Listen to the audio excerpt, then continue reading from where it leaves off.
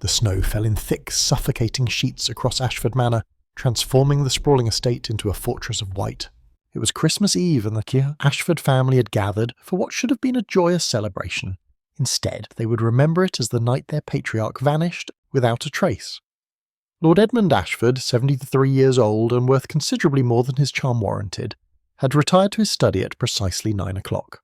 His family remained in the drawing room, his younger wife Victoria, barely 40 and known for her extravagant tastes, his son Richard, perpetually disappointed heir, Richard's wife Margaret, and the elderly Aunt Constance, sharp-tongued and sharper-minded. The study was situated on the ground floor, its mahogany door heavy and solid, its window sealed against the winter cold. At 11, when Lord Ashford failed to appear for the midnight toast, Richard knocked upon the study door. Silence answered. He knocked again, harder, his knuckles rapping against the wood with increasing urgency. Still nothing. The household staff was summoned. The door, locked from within, was forced open to reveal not Edmund Ashford, but an impossible emptiness. The study was abandoned. Yet what made the crime truly inexplicable was what lay upon his mahogany desk. A single silver chess piece, a white knight, positioned precisely in the centre of the blotter as mares, though placed there intentionally moments before the discovery. Nothing else appeared disturbed. The windows remained sealed from the inside, their latches undisturbed. The fireplace showed no signs of recent disturbance, its grate cold. The Persian rug bore no dust or mark suggesting a struggle. It was, in every measurable way, a locked room mystery. The local constabulary arrived within 2 hours, their vehicle struggling through the treacherous snow.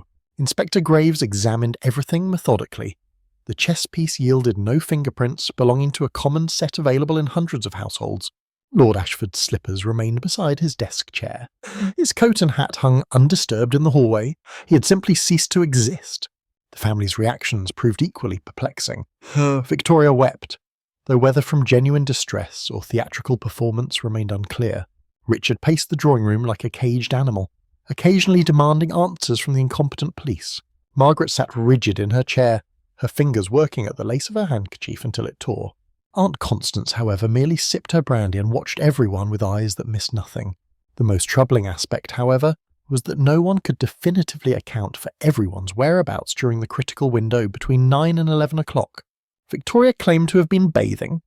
Richard had been in the library, reading alone. Margaret had retired early with a headache. Aunt Constance had been in her room, writing correspondence. The servants offered contradictory accounts about who had seen whom and when. The white knight remained the only concrete evidence. Inspector Graves held it between thumb and forefinger as though it might suddenly speak. It didn't. It offered no explanation for how a man could vanish from a locked room on Christmas Eve, leaving behind nothing but this singular symbol and infinite questions. By midnight, as Christmas Day officially arrived, Lord Edmund Ashford had been missing for exactly 1 hour. The manor fell into uneasy silence, snow continuing its relentless fall outside, burying secrets deeper with each passing moment. It was at this precise juncture, as Inspector Graves stood defeated in the study, that the telephone rang from London with news that would change everything. A man of small stature, with an immense moustache and even more immense intellect, had just received an urgent summons. Hercule Poirot was coming to Ashford Manor. The morning of Christmas Day broke grey and forbidding over Ashford Manor. Hercule Poirot arrived precisely at 10 o'clock, stepping from a pristine black automobile with of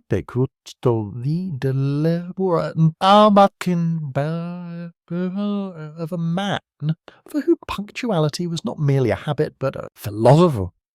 Inspector Graves had initially bristled at the prospect of outside interference, but London had been adamant. The case had already attracted attention from the Home Office, and Poirot's reputation preceded him like a well-pressed suit. The Belgian detective was smaller than most had anticipated, his appearance almost comical to those unfamiliar with his methods. Yet his eyes, sharp, dark, and unrelenting, seemed to catalogue everything they encountered. He carried himself with an air of supreme confidence, his movements economical and precise, as though wasting motion was a personal offence to order itself. Inspector Graves led him directly to the study, explaining the facts with methodical thoroughness. Poirot listened without interruption, his chin resting thoughtfully upon his steepled fingers. He examined the white knight with meticulous care, turning it beneath the light to study every minute detail. He inspected the desk, the chair, the windows, the fireplace. He moved with the deliberateness of a man solving an equation rather than investigating a crime. It was only when examining the bookshelf that Poirot paused with noticeable interest. He withdrew a leather-bound volume titled The Strategy of Kings, A History of Royal Intrigue, its spine showing signs of recent handling despite apparent disuse. He opened it carefully, studying the inside cover where faint pencil marks had been made. Numbers arranged in no pattern Graves could discern.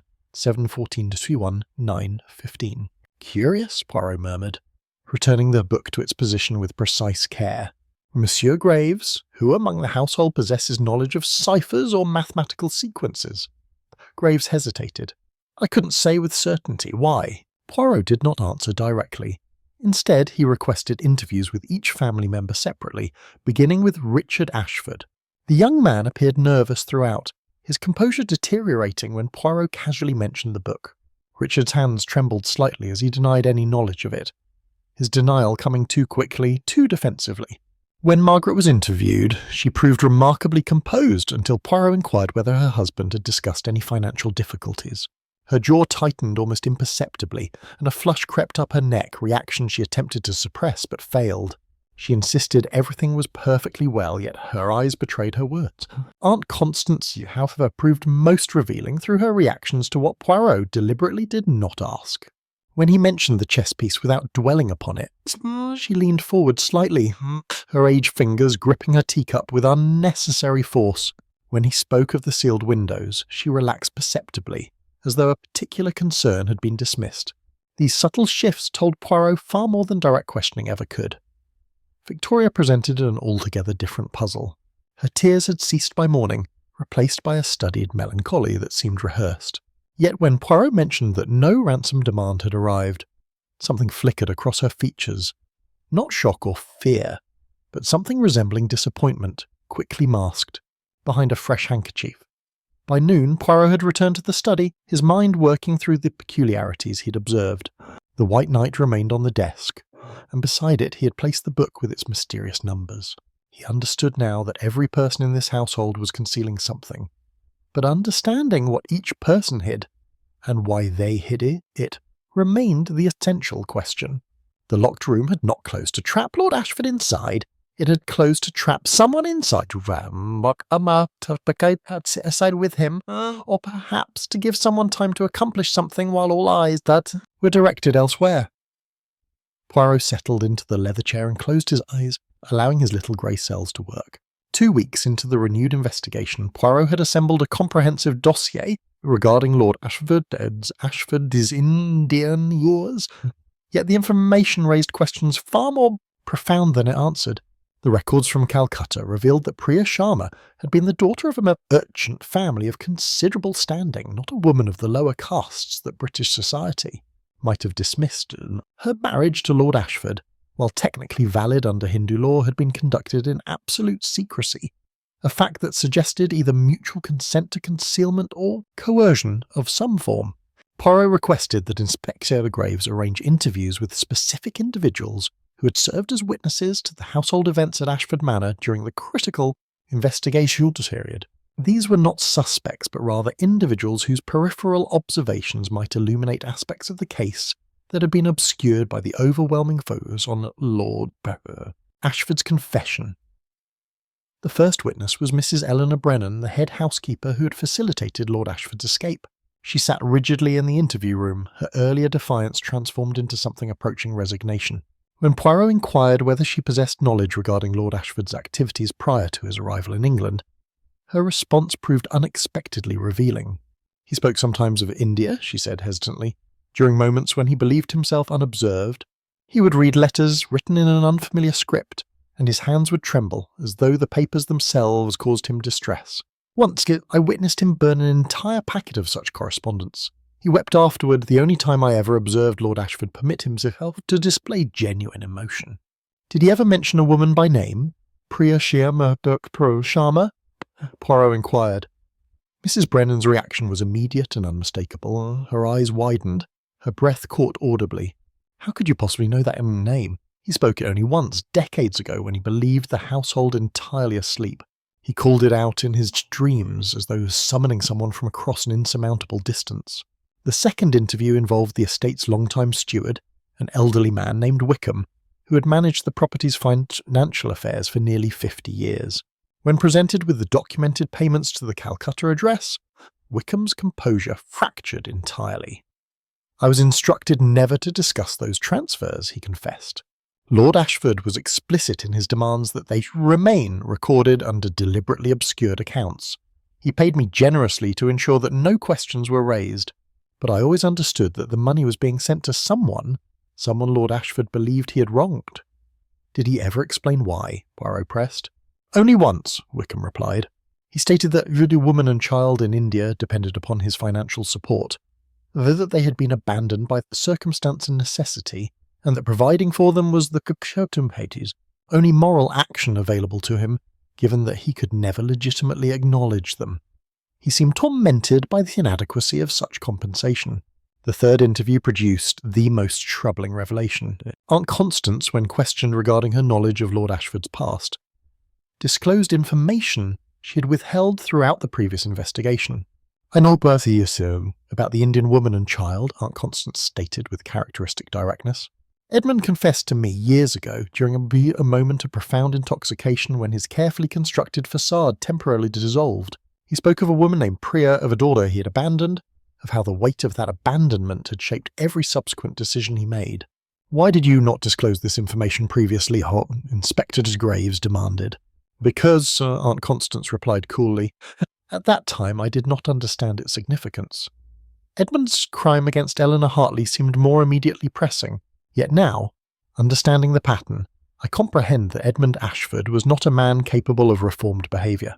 He was a man perpetually engaging in cycles of seduction, abandonment, and inadequate compensation through financial means. He thought himself capable of purchasing redemption, of balancing moral accounts through monetary transfers, but money cannot repair what abandonment destroys." Poirot listened to this assessment with profound interest, recognising in Aunt Constance's analysis a psychological acuity that matched his own.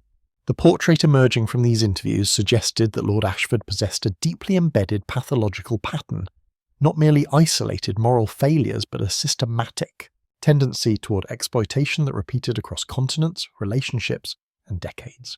The contradictions that emerged were not about the facts of specific events, but about the broader architecture of Lord Ashford's character. Each witness possessed pieces of a puzzle that, when assembled, revealed not a man driven to singular crime by circumstance, but a man whose entire existence had been constructed upon deception so elaborate that he had perhaps lost track of where truth ended and fiction began. Poirot's eyes opened precisely at 1 o'clock, as though governed by an internal clock of remarkable precision. He rose from the chair and requested that Inspector Graves summon the household accountant, a thin, nervous man named Whitley, who maintained the Ashford family's financial records. While waiting, Poirot instructed Graves to investigate something he had noticed. The study's Persian rug bore a faint rectangular mark, as though a heavy object had recently been moved from its position. Whitley arrived within the hour, his ledgers clutched protectively against his chest.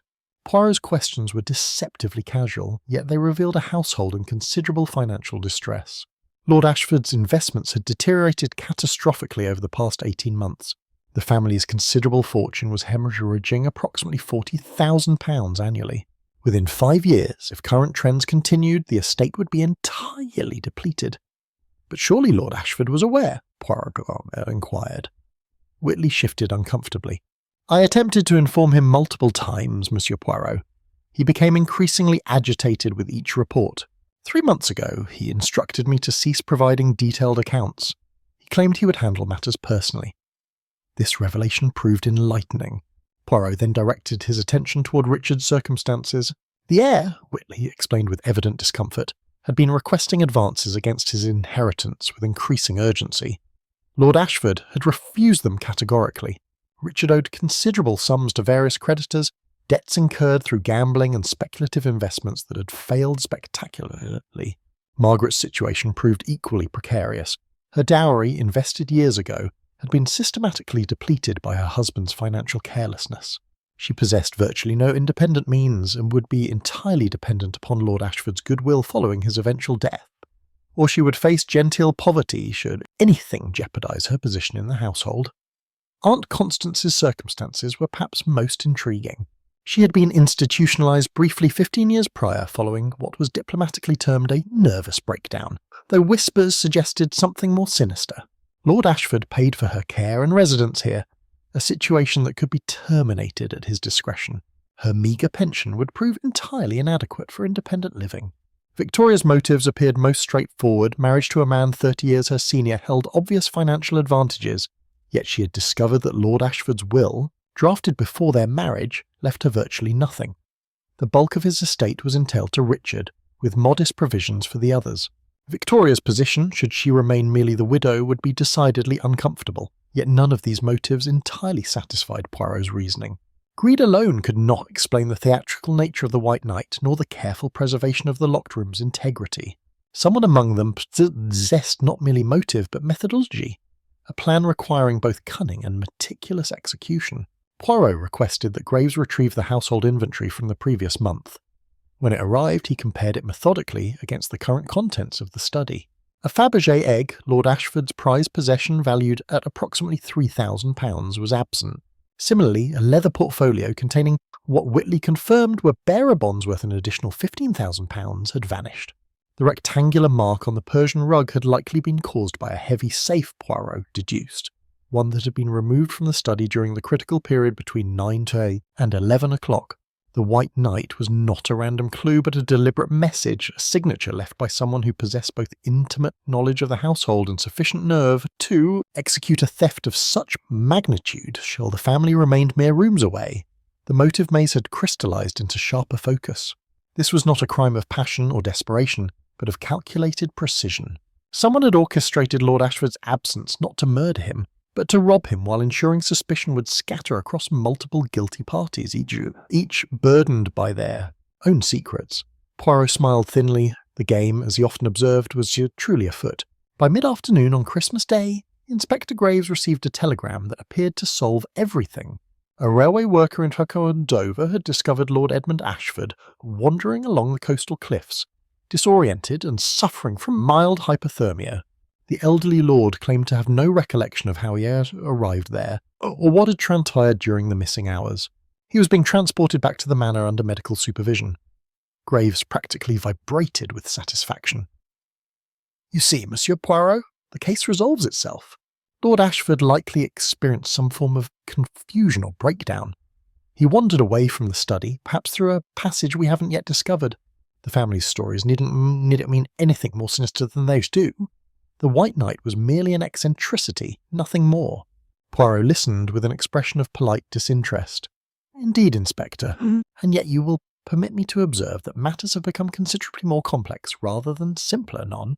When Lord Ashford arrived at the manor 3 hours later, accompanied by a physician and thoroughly examined, he presented a puzzle that defied easy explanation. He was genuinely confused, his memory a blank slate regarding the evening's events. The physician suggested a severe episode of dissociative fugue, brought on perhaps by financial stress or emotional disturbance. The diagnosis satisfied Graves entirely, yet Poirot watched with meticulous attention as Lord Ashford was helped to his chambers. The elderly man's hands bore no calluses, suggesting he had crawled or clawed his way anywhere. His clothing, though dishevelled, showed no mud or debris consistent with wandering the cliffs. Most significantly, he wore different garments than those he had been dressed in when he entered the study. His original suit remained missing, along with the Fabergé egg, or just bearer bonds. The White Knight remained unexplained, as did the mysterious book and its cipher. Inspector Graves chose to ignore these inconsistencies in favour of closure. The case was officially declared resolved by evening. The family breathed visible relief, particularly Richard, whose nervous tension visibly relaxed. Yet Poirot remained in the study long after the household retired. He examined Lord Ashford's shoes, noting they bore traces of salt water despite the sea being 12 miles distant. He studied the study's walls, running his fingers along the panelling with deliberate care. When he pressed upon a particular section near the fireplace, it yielded slightly. A hidden compartment, expertly constructed and masterfully concealed, its interior empty. Margaret had been assigned to bring him tea at 9 o'clock that evening. She hesitated at the study's threshold, her eyes widening fractionally when she observed Poirot at the panelling. That micro-expression of panic was invaluable. She recovered quickly, maintaining her composure as she set down the tea service, but Poirot had already catalogued her reaction. At 10 o'clock, Aunt Constance made an appearance, ostensibly to inquire after Poirot's comfort. She was surprised to find him examining the bookshelf, studying the cipher book with renewed intensity. When he turned to greet her, her hand trembled almost imperceptibly as she adjusted her shawl. She departed hastily, claiming fatigue. By midnight, Poirot had reached a conclusion that contradicted everything Inspector Graves believed. The case was far from solved. Lord Ashford's reappearance was not an ending, but rather an interruption, a complication introduced by someone outside the original conspiracy.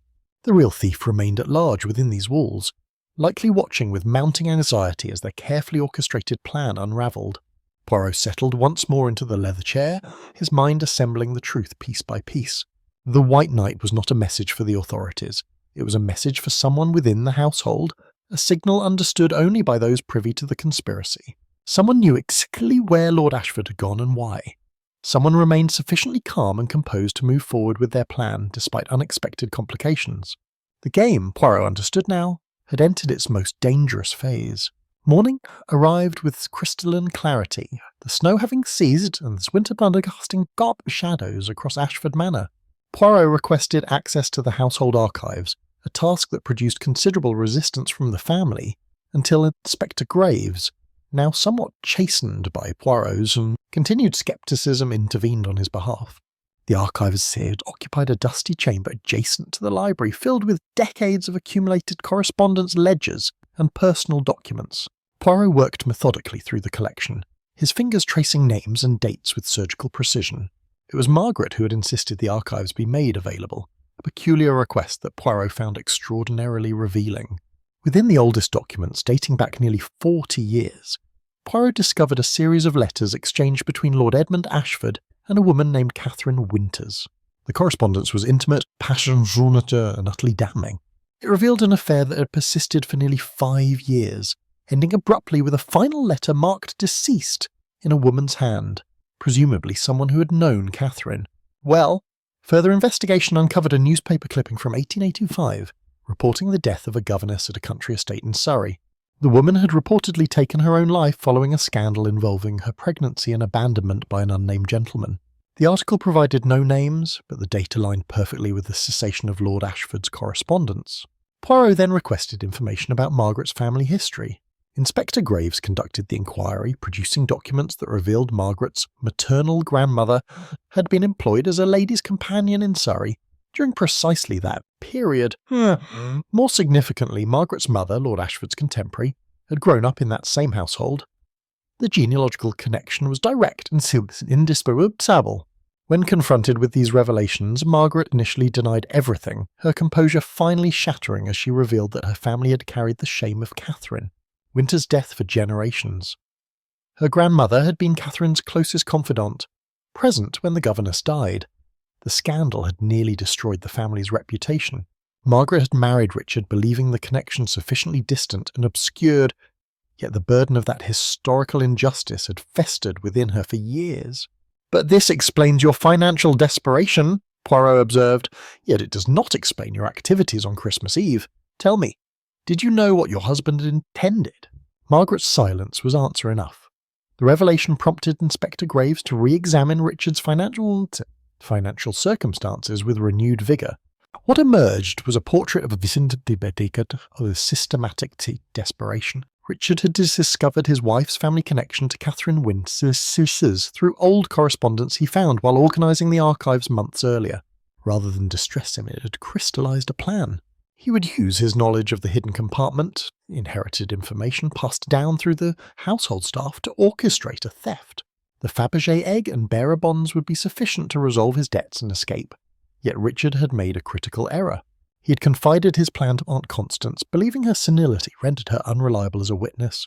In reality, Aunt Constance possessed perfect clarity and a motivation of her own. She had been institutionalized 15 years prior not for nervous collapse, but because she had discovered something dangerous about her brother Edmund, something involving a missing person whose disappearance remained unsolved. The White Knight had been Aunt Constance's message, placed deliberately apparently after Richard's departure. It was a signal to someone outside the household, a carefully orchestrated communication arranged through correspondence that Graves had yet to discover. The hidden compartment had contained not merely valuables, but evidence. Documentation regarding a crime that predated even Catherine Winter's tragedy. Poirot stood at the window, observing the grounds where fresh snow had begun falling again, obscuring footprints and secrets alike. The conspiracy extended far deeper than a simple theft. It reached backward through decades, connecting generations in chains of guilt, shame and calculated vengeance. Someone remained at large, someone who had been waiting patiently for precisely this moment. The truth, Poirot understood, would prove far more devastating than anyone anticipated. Inspector Graves stood bewildered as Poirot assembled the household in the drawing room late on Boxing Day afternoon. The Belgian detective carried with him the White Knight, the cipher book, and a leather portfolio containing documents from the archives. Yet his manner suggested theatricality rather than prosecution, an unusual approach that made Graves distinctly uncomfortable. "Messieurs, mesdames," Poirot began, "I have gathered you here not to make accusations, but to conduct an experiment. You see, the human mind is a remarkable instrument, but it possesses certain predictable limitations. When confronted with genuine surprise, the body betrays what the conscious mind attempts to conceal." He produced a small bell and explained that he would make a series of statements, entirely fabricated. Each statement would be demonstrably false, yet he would deliver them with absolute conviction. He requested that everyone present observe their own internal reactions carefully.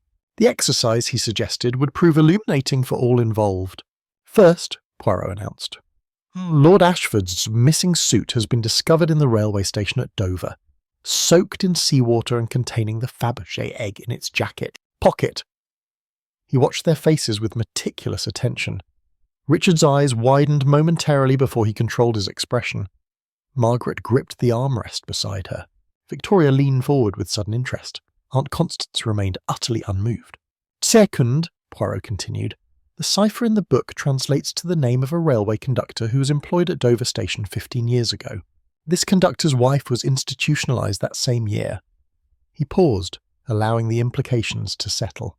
Aunt Constance's hand moved to her neck, her fingers tracing a thin line of scar tissue. Evidence of a past injury, perhaps deliberately inflicted. "Third," Poirot stated, "a woman matching Victoria's description has been observed making withdrawals from a bank account in London, an account opened 3 months ago with funds that cannot be traced to any legitimate source." Victoria's reaction was volcanic. She rose abruptly, her face flushing crimson. "That's absurd. I've done nothing of the sort." Yet her vehemence, her rapid breathing, her clenched fists, these betrayed genuine fear rather than innocent indignation. She had reacted not to the false accusation itself, but to the suggestion that her activities were being monitored. Poirot allowed the silence to extend, watching as Victoria's panic infected the others. Inspector Graves leaned forward, sensing movement toward a revelation, yet Poirot raised a hand. "Before we continue," Poirot announced, "I require one final piece of information. Tell me truthfully, who among you knew that Lord Ashford was alive before the telegram from Dover arrived?" The question hung suspended in the air like poison gas. Richard and Margaret exchanged glances. Victoria sat rigidly, her jaw clenched. Aunt Constance continued her steady observation, utterly composed. Lord Ashford, himself, who had been sitting quietly in a chair near the fire, suddenly rose. His earlier confusion had entirely dissipated. He moved with purpose and clarity toward Aunt Constance. "You knew," he said quietly. "You've known all along." Aunt Constance smiled, a smile devoid of warmth or affection. "Of course I knew, Edmund. I've been waiting for this moment for 15 years. The question now is whether you'll reveal your own secrets before I reveal mine." The temperature in the room seemed to plummet. Poirot observed this exchange with keen interest, understanding that the true conspiracy was only now beginning to unfold. The theft, the cipher, the White Knight, these had merely been catalysts designed to force Lord Ashford to confront a past he had buried with desperate determination. Inspector Graves moved toward Aunt Constance with handcuffs, but Poirot gestured him to wait. "No, Inspector. Before we proceed, we must hear what Madame Constance has waited so long to say. The secrets buried in this house are far more valuable than any stolen goods." Aunt Constance rose slowly, her aged frame straightening with surprising dignity. "The truth, Edmund, has a way of surviving even the most determined efforts to bury it. 15 years ago, a woman named Eleanor Hartley disappeared from this very manor. She was the railway conductor's sister, employed as a chambermaid. You seduced her, promised her marriage, and when she became pregnant, you arranged for her to vanish. The conductor, my husband Edmund, died trying to discover what happened to her. The guilt destroyed him. The revelation struck the room like a thunderclap. Inspector Graves moved to arrest Aunt Constance on suspicion of involvement in the theft, yet Poirot remained perfectly still, his mind assembling pieces that the others had yet to comprehend. "Before you proceed," Poirot said quietly, "Inspector, perhaps we should verify that the evidence we require remains secure." It was a prescient suggestion. Within minutes, a catastrophe was discovered. The hidden compartment in the study, which had contained the missing documents Poirot had been gathering, had been forced open. The evidence was gone. Every letter, every record, every connection between Lord Ashford and Eleanor Hartley's disappearance had been systematically removed. Lord Ashford's face drained of colour. "Who would dare?" he began, but his voice trailed away as the understanding crystallised. He turned toward the doorway, where Victoria stood with a travelling cloak draped over her shoulders and a leather satchel clutched against her chest. "You?" Margaret whispered. "Victoria, what have you done?" Victoria's composure had dissolved entirely. Her delicate features had hardened into something altogether different, something calculating and merciless. "What I should have done years ago," she said coldly. "My grandmother was Eleanor Hartley. She didn't vanish, Edmund. You had her murdered and buried in the woods beyond the eastern boundary. My family has carried that knowledge for generations, passed down through whispered conversations and coded letters. I came here as your wife to gather proof, to bring you to justice for what you did. But you stole the bearer bonds and the Fabergé egg," Poirot observed, his tone suggesting neither accusation nor judgment. "Why?" Victoria's laugh was brittle. "Insurance! If the authorities wouldn't act, if Edmund's influence and wealth protected him that ease, as it always had, I would take what I could and disappear. I hired Richard's desperation, suggested the theft to him through careful manipulation. He would be blamed, the family would be destroyed, and I would escape with sufficient funds to begin again." She turned toward the door, but Inspector Graves had already positioned himself there, his constable blocking the corridor beyond. Victoria's eyes darted frantically between escape routes, her hand moving towards Jensen eggs within her cloak. Poirot moved with surprising swiftness for a man of his years, intercepting her wrists with gentle but immovable pressure. "Non, madame, violence solves nothing. You have accomplished what you came to accomplish. The truth is now known." Yet as Victoria was subdued and handcuffs applied, a terrible realization emerged. The documents she had stolen were the only physical evidence connecting Edmund to Eleanor's death. Without them, without a body, without corroborating witnesses, prosecution would be extraordinarily difficult. Aunt Constance's testimony, while emotionally powerful, would require substantial corroboration that no longer existed. Poirot studied Lord Ashford's expression, a mixture of relief and residual terror. The old man understood perfectly that he teetered on the precipice between justice and escape. The evidence that would condemn him utterly had been deliberately destroyed, not by loyal family members seeking to protect him, but by the granddaughter of his victim, who had inadvertently provided him with a shield. Inspector Graves looked toward Poirot with desperate frustration. "What do we do now, monsieur, without physical evidence?" Poirot's smile was enigmatic. "Inspector, there remains one avenue we have not yet thoroughly explored. The body, if it exists where Madame Victoria suggests, will provide all the evidence we require. But first we must understand precisely why Edmund Ashford arranged his own disappearance on Christmas Eve, knowing full well that his secrets were unravelling." Before Inspector Graves could formulate a response, a commotion erupted from the hallway. A servant rushed into the drawing room, his face ashen with terror. "Inspector, you must come at once. It is the physician. He's been found in the East Wing unconscious. Someone has struck him repeatedly." The household descended into chaos. Dr. Whitmore, the physician who had examined Lord Ashford upon his return, and lay in a guest chamber with a considerable head wound, blood matting his hair and staining the sukkir, Persian carpet beneath him. He remained unconscious, his breathing shallow and laboured. A second physician was summoned from the village, though everyone present understood the precarious nature of his condition. Yet it was not the assault itself that alarmed Poirot, rather what the attack had accomplished. As Inspector Graves tended to the injured doctor, Poirot realised with crystalline clarity that someone had orchestrated this second violence with meticulous purpose. During the confusion, during the moments when every member of the household was distracted by the emergency, something had transpired elsewhere in the manor. Poirot moved with urgent determination through the corridors, his small frame propelled by the sudden comprehension. He arrived at Lord Ashford's chambers to discover them empty.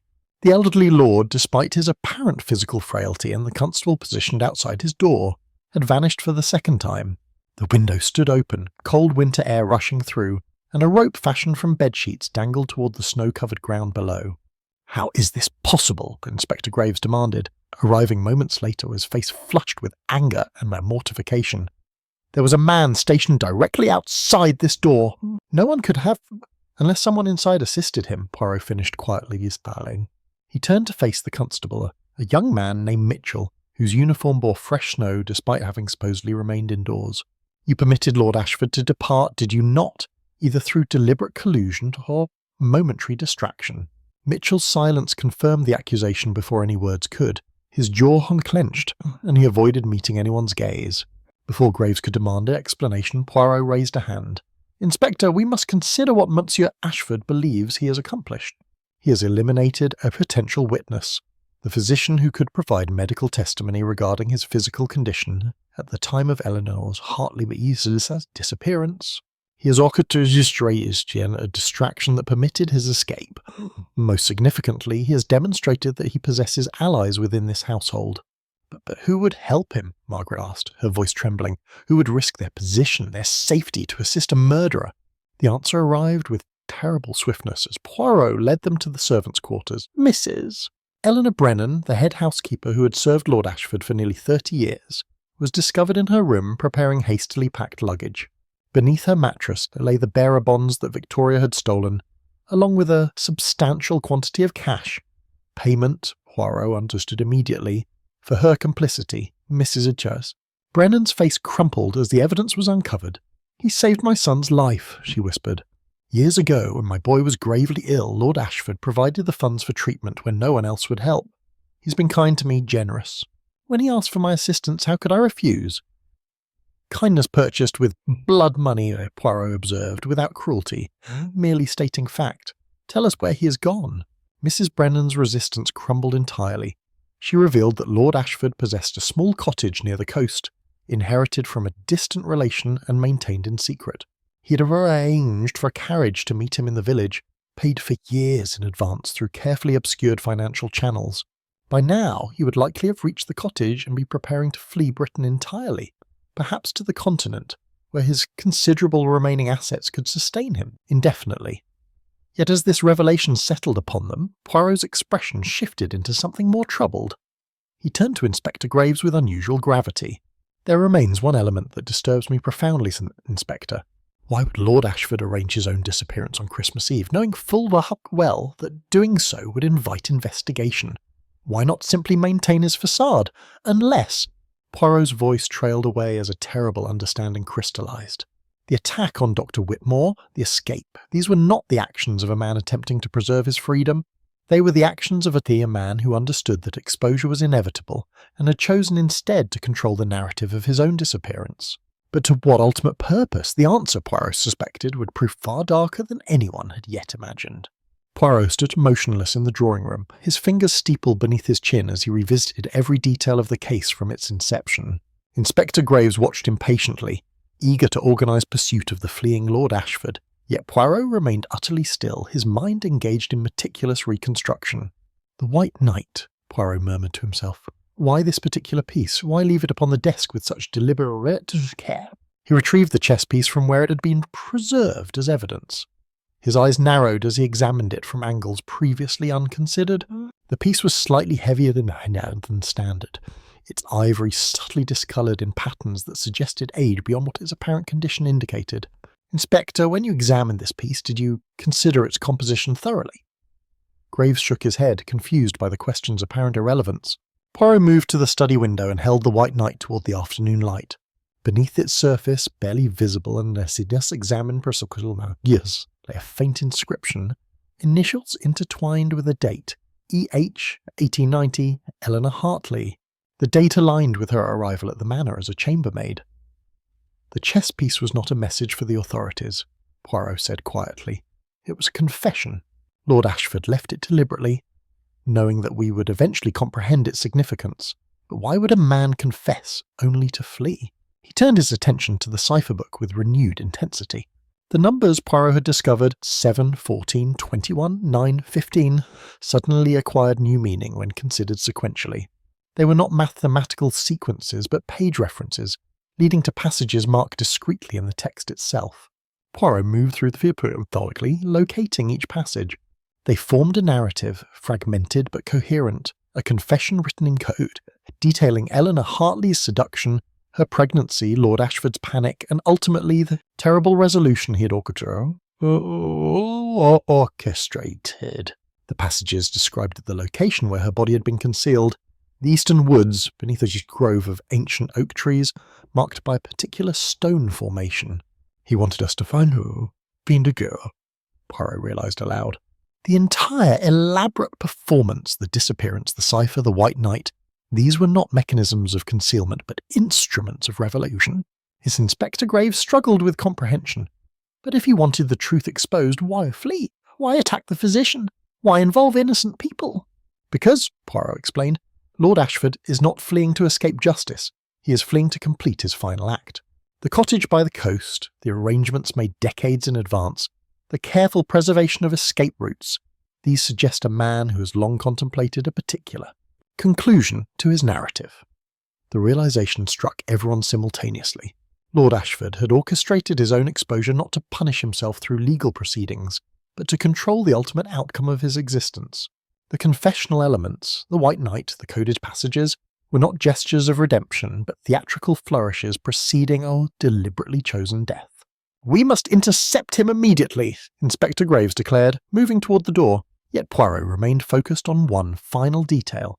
He examined the leather portfolio that had contained the stolen documents, studying its interior with meticulous attention. There, sewn carefully into both in the lining, lay additional pages. Eleanor Hartley's diary, preserved by Aunt Constance across decades, containing her own account of seduction and abandonment.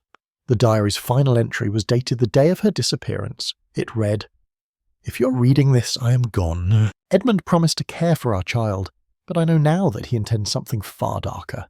Know that I loved him, foolish as that may have been. Know that our child deserved better than this world I could provide." There was a child, Poirot said quietly, though not as a question. Understanding crystallized with sudden terrible clarity. Victoria was not Eleanor's granddaughter. She was Eleanor's daughter, born after her mother's supposed disappearance, hidden away and raised in obscurity. She had come to Ashford Manor not merely seeking vengeance, but seeking answers about her true parentage. The pattern, Poirot announced, has emerged in its entirety. This case is not about a single crime, but about generations bound together by secrets, guilt, and desperate longing for truth. Now we must reach Lord Ashford before he transforms confession into obliteration. The carriage carrying Inspector Graves, Poirot, and a contingent of constables raced through the countryside toward the coastal cottage. Yet as they travelled, Poirot's mind continued its relentless unravelling of the psychological tapestry that bound this case together. He requested that Graves send a telegraph ahead to the local constabulary, warning them that Lord Ashford was to be apprehended alive if possible, a detail that seemed oddly specific given the circumstances. Upon arrival at the cottage, they discovered Lord Ashford standing at the cliff's edge, silhouetted against the grey winter sky. The sea churned violently below, waves crashing against rocks with hypnotic ferocity. He held a leather case in one hand, and his face bore an expression of profound peace. The countenance of a man who had finally achieved equilibrium after decades of internal torment. "Do not approach," Lord Ashford called out as Graves moved forward. "I have chosen my course, Inspector. I will not be denied this final autonomy." Yet Poirot stepped forward alone, his small frame appearing almost diminished against the expansive landscape. He addressed the elderly lord not as an investigator confronting a criminal, but as one human being acknowledging another's profound suffering. "You have given us Eleanor's diary, Poirot said quietly. "You have left the White Knight as confession. You have arranged that we would discover the truth about your child. This suggests, Monsieur Ashford, that you did not truly wish to escape accountability, but rather to ensure that your daughter understood the circumstances of her conception and the terrible decisions that followed. Lord Ashford's hands trembled, but his gaze remained fixed upon the horizon. Victoria deserved to know who her mother was, what happened to her. Eleanor was a good woman, Monsieur Poirot. I loved her desperately, but I was a coward. When she became pregnant, I feared scandal, social ruin. I convinced myself that she could be quietly removed, that our child could be placed with a suitable family, that everyone would eventually forget. But you did not forget, Poirot observed. 30 years have passed, yet you carried the weight of that decision every single day. Every moment, Lord Ashford confirmed, his voice breaking. I spent decades accumulating wealth, power, respectability, all in an attempt to compensate for the irreversible harm I had caused. I married Victoria believing myself redeemed through charity, through providing for her without revealing our connection. Yet she discovered the truth herself through genealogical research. She came to me as my wife, and I realized then that my attempt at redemption had been nothing but elaborate self-deception. Poirot moved closer, his voice remaining gentle. You orchestrated this elaborate performance, the disappearance, the confessional elements, to force your own exposure. You knew that Victoria's theft would require police intervention. You anticipated that Aunt Constance's knowledge would eventually emerge. You created circumstances that necessitated the truth becoming public.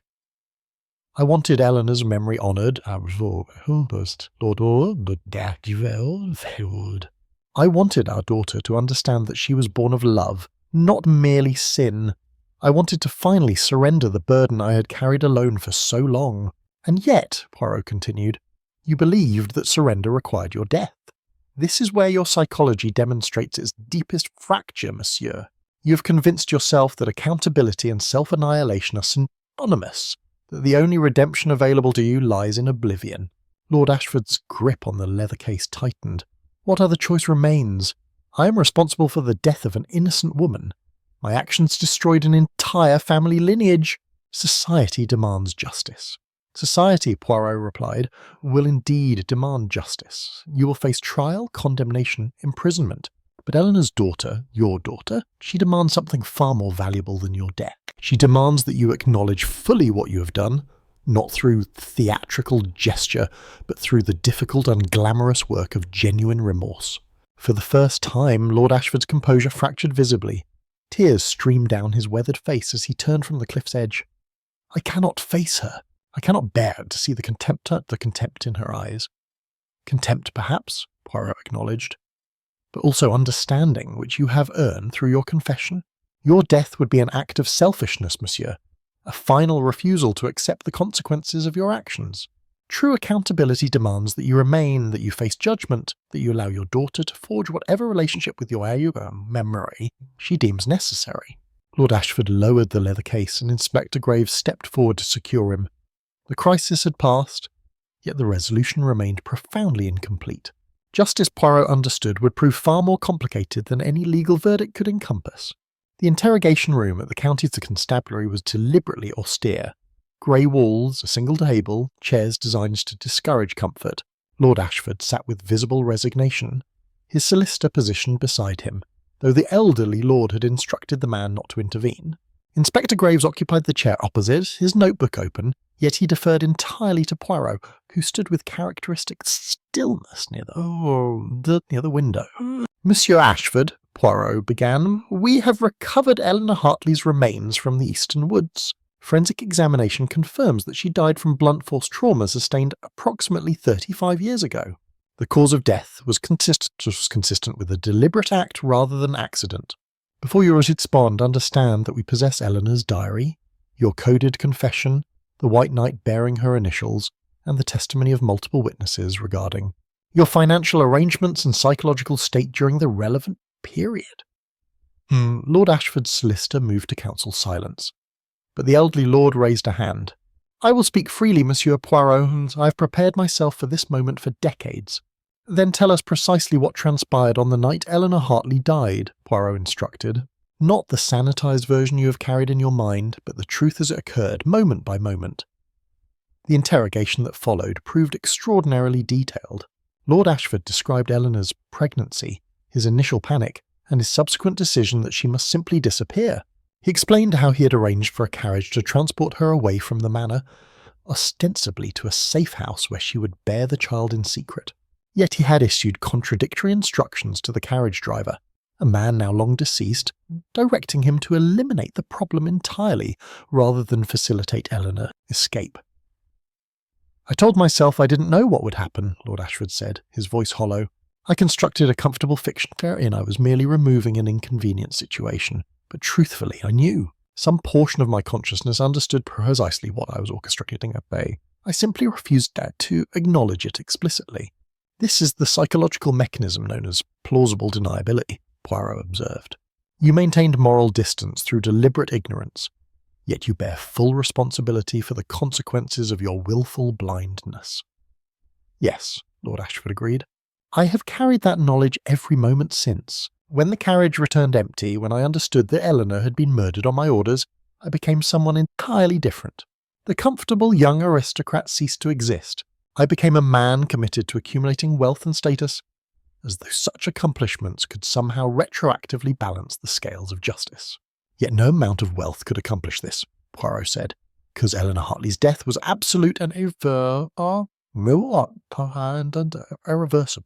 You could not purchase her redemption through charity. You could not restore her through elaborate houses or social prominence. You could only acknowledge what you had destroyed and accept the consequences." "I understand that now," Lord Ashford said quietly.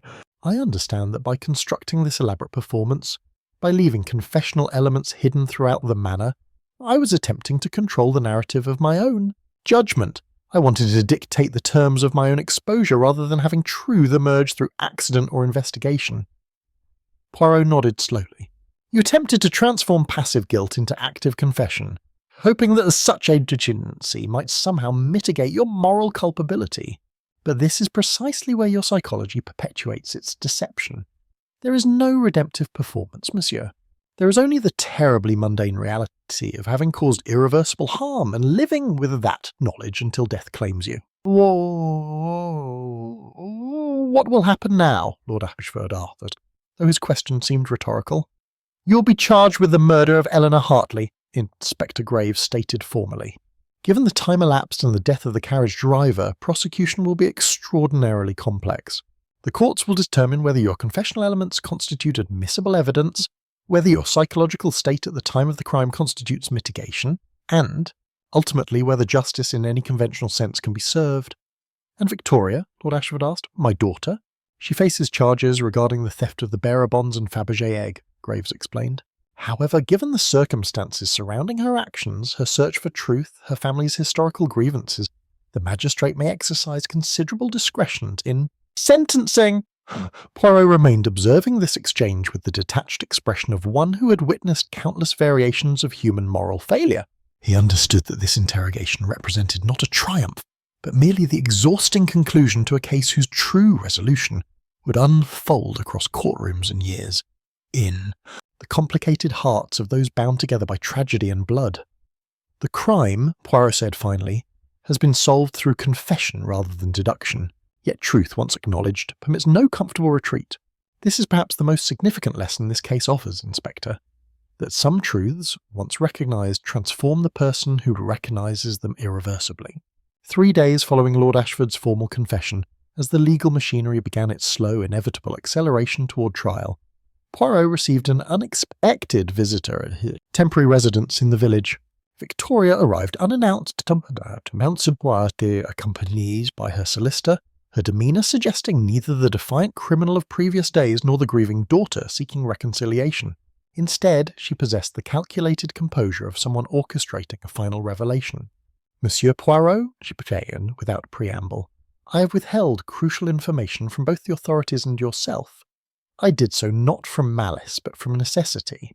However, circumstances have evolved to the point where continued silence would constitute a betrayal of justice itself."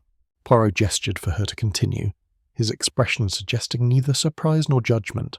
Victoria produced a sealed envelope containing correspondence dated 18 months prior, letters exchanged between her and Lord Ashford following her discovery of their familial connection. "When I first realised that Lord Ashford was my biological father," Victoria explained, "I engaged in genealogical research that revealed far more than family trees. I discovered that my mother, Eleanor Hartley, was not actually murdered by Lord Ashford, Lord Ashford's hired agent. She survived the attack, Monsieur Poirot. She lived for another 16 years, raising me in secret, supported by anonymous payments that I now understand came from Lord Ashford himself. Inspector Graves, who had been summoned to witness this revelation, leaned forward with intense focus. If Eleanor Hartley survived, where is she now?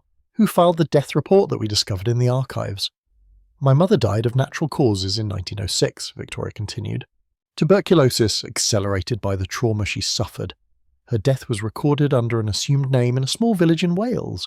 She is buried there, unmarked and unknown, her true identity concealed even after death. Poirot's expression shifted subtly, indicating that this revelation, while unexpected, aligned with certain aspects of the case that had troubled him. This suggests, Madame Victoria, that Lord Ashford possessed knowledge of Eleanor unmistakable, yet he constructed an elaborate fiction suggesting her murder.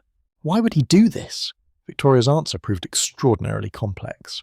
According to the letters she now revealed, Lord Ashford had discovered Eleanor's survival through a circumstantial means approximately 15 years prior. Rather than immediately restoring her to respectability or acknowledging his daughter openly, he had made a deliberate calculation. Eleanor, traumatized by her attack and protective of her daughter's future, had requested that Lord Ashford maintain the fiction of her death. A living Eleanor represented danger that Lord Ashford might attempt to reclaim Victoria, danger that exposure might destroy the fragile stability Victoria had constructed. My mother, Victoria explained, had made him promise never to reveal her survival, never to acknowledge our connection during her lifetime. She believed that her death, real or fictional, was necessary to protect me from the social consequences of my parentage. Yet you inherited her diary, Poirot observed. This document contradicts the narrative that Eleanor requested silence. The diary was discovered among my mother's possessions after her death, Victoria clarified.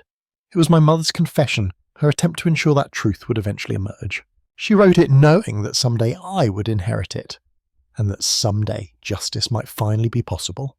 But she also wrote it as a final love letter to the man who fathered me, an acknowledgement that despite everything, she had loved him. This revelation transformed the entire psychological framework of the Poirot case. Lord Ashford's elaborate performance, the White Knight, the coded passages, the theatrical disappearance, acquired new significance. He had not been confessing to Eleanor's murder because he had orchestrated it. He had been attempting to ensure that Eleanor's hidden history would emerge, that her daughter would understand the true circumstances of her existence, that the fiction he and thus Eleanor had maintained together would finally be supplanted to be the truth. Lord Ashford knew, Poirot said quietly, comprehension crystallizing, that maintaining Eleanor's false death would eventually become impossible. As Victoria conducted her research, as modern investigative techniques advanced, the truth would emerge inevitably. Rather than allow the discovery to occur haphazardly, he orchestrated its revelation on his own terms. He was protecting my mother's memory, Victoria said, tears flowing freely now. Even in death, even knowing that she had requested secrecy, he honoured her wishes by ensuring that her story would be told truthfully, not distorted by accident or incomplete investigation. Inspector Graves shifted uncomfortably, realising that the narrative he had been constructing required fundamental revision. The case was not about a simple murder, but about a man who had spent 35 years attempting to balance moral culpability with love for a woman he could never publicly acknowledge. This changes considerably the charges Lord Ashford faces, Graves said slowly. If Eleanor Hartley was not murdered, then the entire legal foundation of this case crumbles, Poirot completed. Monsieur Ashford remains responsible for arranging an attack that he believed would be fatal. However, the actual murder charge cannot stand if the victim survived. Justice, it seems, is considerably more complicated than any courtroom can adequately address. The courtroom proceedings that followed over the subsequent weeks became a study in the inadequacy of legal systems to address moral complexity.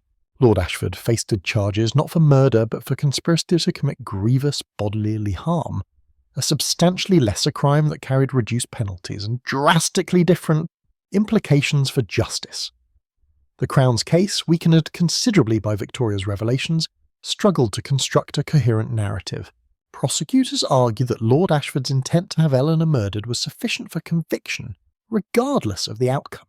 The defence countered that intentions, however morally reprehensible, did not constitute murder when the intended victim survived. The magistrate found himself navigating a legal minefield where precedent offered limited guidance. Poirot observed the proceedings from the gallery with characteristic detachment, though his mind remained engaged in the final reconstruction of events. During a recess in the trial, he requested a private audience with both the defence and prosecution to explain what he had deduced regarding the true progression of circumstances. The evidence reveals a narrative far more intricate than simple criminal culpability, Poirot began, addressing both legal teams. Lord Ashford arranged Eleanor Hartley's disappearance in 1890 with the intention that she be murdered. This was unquestionably a criminal act deserving of severe punishment. However, Eleanor survived the attack, an outcome that neither Lord Ashford nor the carriage driver anticipated or arranged. How can you be certain of this? The prosecutor didn't. Because, Poirot explained, Eleanor's survival served no purpose in Lord Ashford's calculated narrative. He spent decades believing her dead, constructed doubting his elaborate moral compensation. When he eventually discovered that she lived, his entire psychological framework collapsed. The White Knight, the cipher, the confessional elements, these emerged only after he comprehended that Eleanor had survived, so that their daughter lived and that truth could no longer be indefinitely deferred.